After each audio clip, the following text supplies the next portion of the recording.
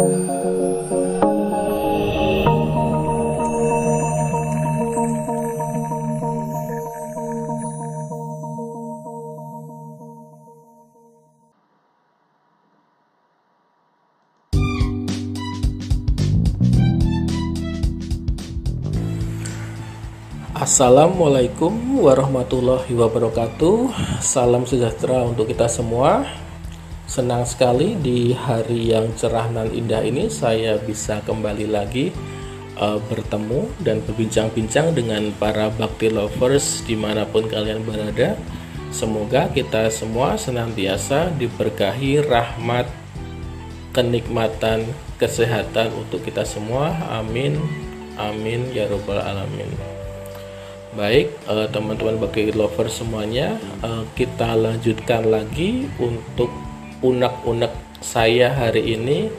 Kita awali saja, semuanya kan butuh awalan ya, butuh pengenalan. Maka hari ini kita tema kita adalah tentang pengantar pemasaran dahulu. Baik, selamat menikmati unek-unek dari saya. Jika ada kritik dan saran bisa disampaikan melalui voicemail ini ataupun ke WhatsApp pribadi saya. Terima kasih.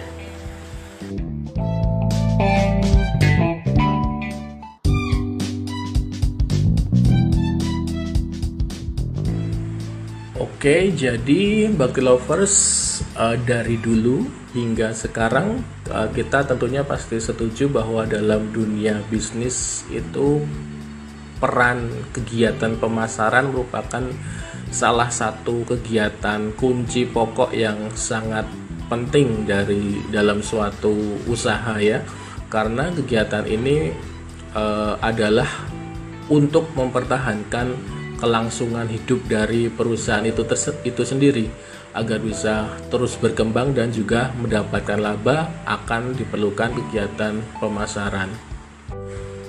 Seperti biasanya, kita mulai dulu pengenalan materi pengantar pemasaran dengan definisi dulu gitu ya. Jadi definisi dari pemasaran ini seringkali dikacaukan ya, disalah tafsirkan dengan definisi-definisi dari penjualan ataupun perdagangan ataupun distribusi gitu. Padahal istilah-istilah tersebut hanya merupakan salah satu bagian dari pemasaran secara keseluruhan saja tadi, penjualan ataupun distribusi gitu.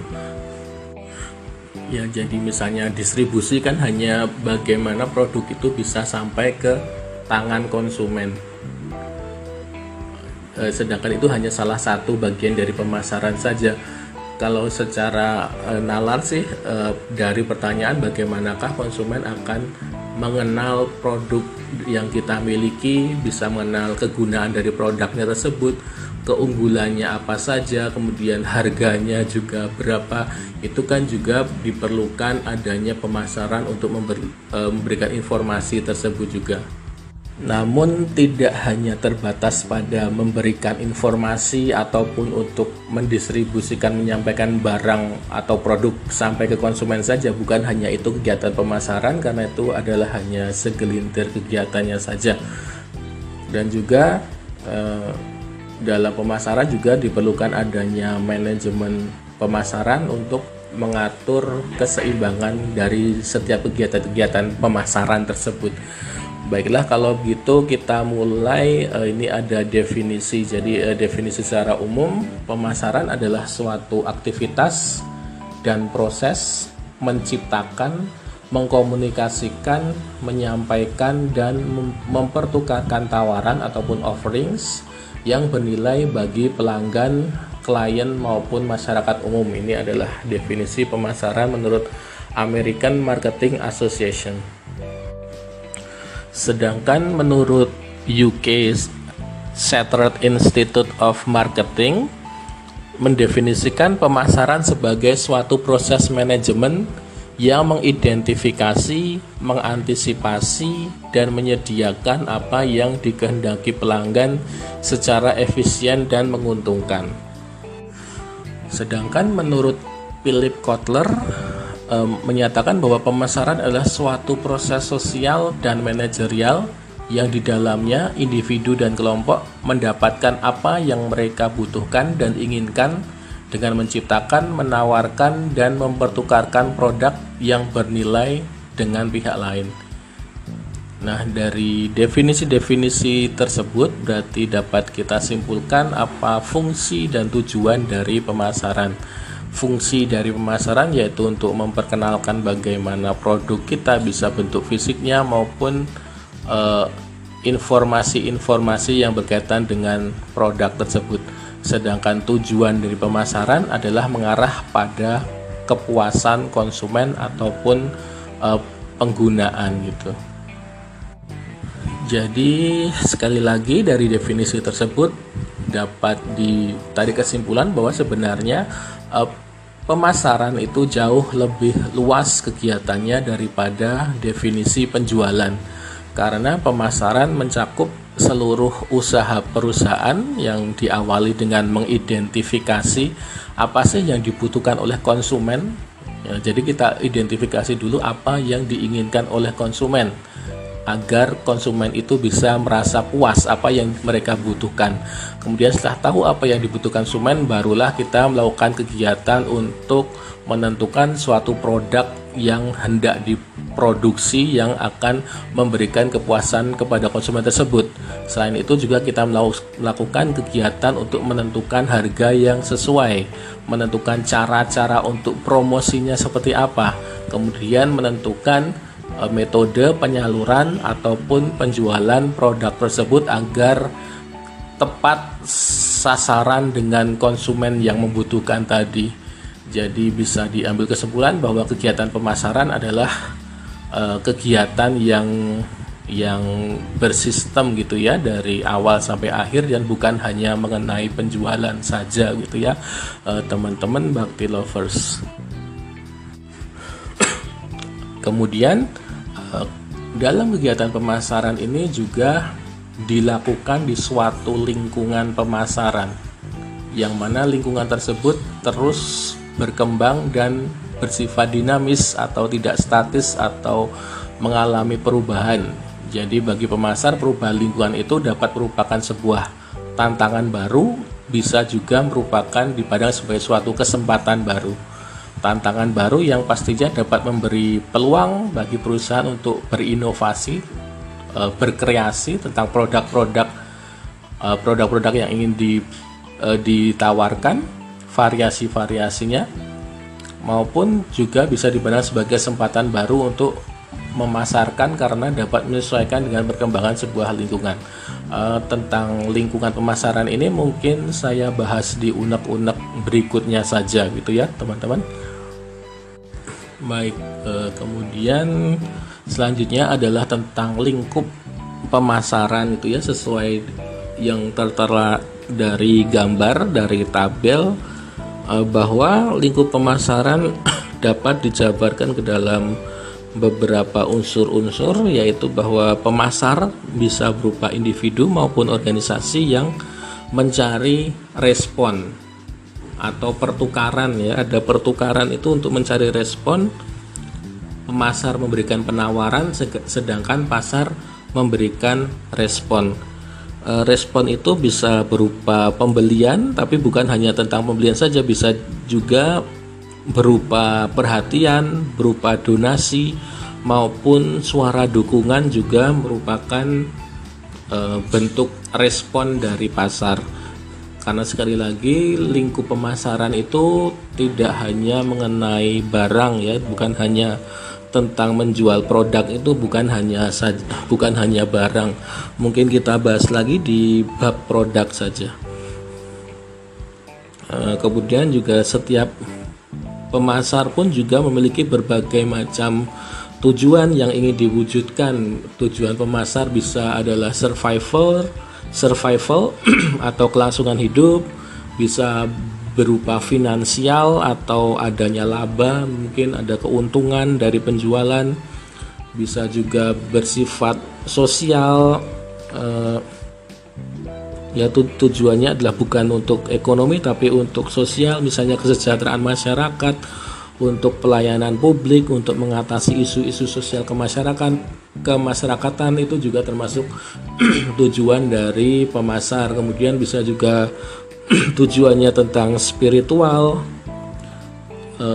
juga tentang ekologikal atau kesadaran lingkungan, ingin meningkatnya konservasi lingkungan, itu juga termasuk tujuan dari tujuan pemasar, maaf. Sedangkan tujuan-tujuan tersebut akan dicoba diwujudkan melalui penawaran berupa produk. Produk itu sendiri adalah segala sesuatu yang ditawarkan kepada pasar untuk memuaskan kebutuhan konsumen. Ada banyak macam produk, mungkin nanti saja kita bahas produk. Kemudian pasar akan memberikan respon. Nah, sedangkan pemasaran untuk menawarkan suatu produk itu akan memerlukan yang namanya marketing source atau sumber daya pemasaran. Jadi seperti itulah antara lain lingkup dari pemasaran. Sementara itu untuk pasar sendiri atau market juga perlu teman-teman Baki Lovers pahami secara cermat gitu ya. Kalau dalam konteks ekonomi, pasar bisa diartikan secara luas sebagai tempat bertemunya permintaan atau demand dan penawaran atau supply. Kalau secara sempit hanya diartikan sebagai tempat fisik di mana penjual dan pembeli tersebut bertemu untuk bertransaksi, menjual dan membeli barang. Padahal kan lebih luas daripada pengertian sempit tersebut ya. Jadi pasar itu lebih ke tempat bertemunya demand dengan supply. Ya, jadi maaf Inggris saya agak ke Indo-Indonesiaan. Maksud saya permintaan atau demand dan penawaran atau supply gitu ya. Sedangkan pasar berdasarkan kacamata pemasaran justru lebih mengacu pada kelompok pelanggan. Jadi pasar itu lebih ke kelompok pelanggan, baik yang aktual atau yang telah membeli atau yang sudah mengkonsumsi produk kita, maupun pelanggan potensial, yaitu pelanggan yang belum membeli atau masih berupa potensi untuk melakukannya saja. Jadi itu ya pasar, dan pasar juga mempunyai tujuan sendiri. Ada tujuan pemasar tadi,